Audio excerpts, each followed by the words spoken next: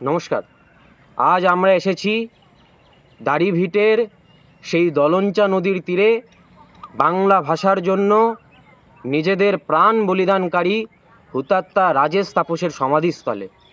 বন্ধু, আমরা দেখতে পাচ্ছি গোটা পশ্চিমবঙ্গে কিভাবে একটি ফেক ন্যারেটিভ তৈরি করা হচ্ছে যে গোটা ভারতবর্ষে নাকি বাংলা ভাষার অপমান হচ্ছে, বাঙালির অপমান হচ্ছে, বাঙালিদেরকে নাকি বাঙালি হওয়ার জন্য হেনস্থার শিকার হতে হচ্ছে।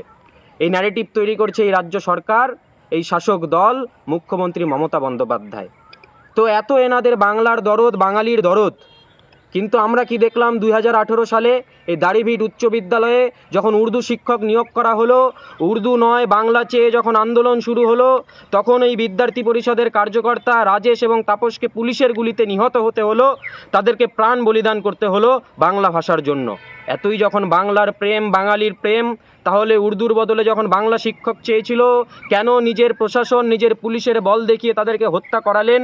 এই প্রশ্নটা মাননীয় মমতা বন্দ্যোপাধ্যায়ের কাছে আমরা রাখতে চাইছি।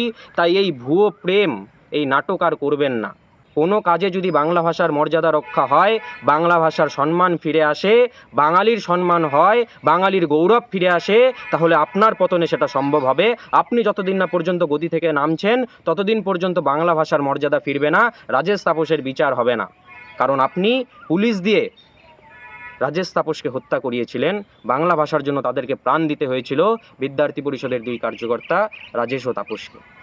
এর বিচার বাংলার মানুষ করবে এবং এর কাউন্টডাউন শুরু হয়ে গিয়েছে। সময়ের অপেক্ষা করুন, ধৈর্য ধরুন।